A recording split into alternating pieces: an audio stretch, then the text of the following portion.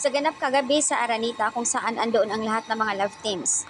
Samantala, nung pagpasok na nga sa stage ng Kimpaw kung saan ay kasing kadakmak ng hiyawan.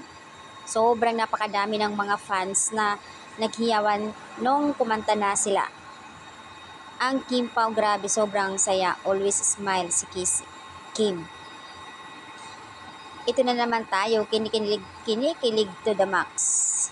Ito na naman tayo guys, kinikilig to the max. Ang mga Kimpaw, sobrang kilig moments sa pagpasok ng stage ng Kimpaw.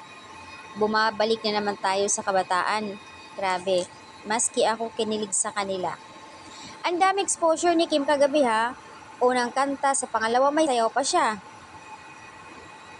Grabe, so adorable, perfect couple talaga. Sa last kanta ni Kim, kung saan nandun lahat ng mga love team, na I am, sabay ang pagtango ng dalawa. Ano kay ibig sabihin noon? Ibig sabihin ba noon na talagang oo, sila na? Kasi parang yung timing ng kanta na I am, tapos biglang tango silang dalawa at sabay nakangiti. Still, the chemistry of Kimpaw, walang makakampantay. Sobrang. Ang daming nakaka-love team, nakatambal nandoon, pero sila talaga yung sobrang hiyawan. Very natural kasi ang galawan nila, di pilit.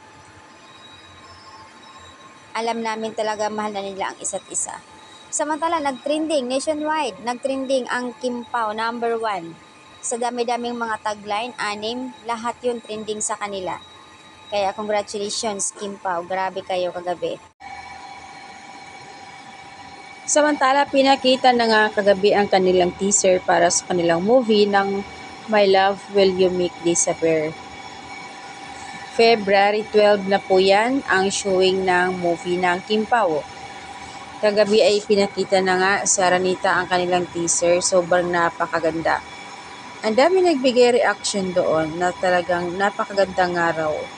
Yun ha, ilang minutes, seconds lang yung pinakita pero talagang makikita mo napakaganda ng storyline nila.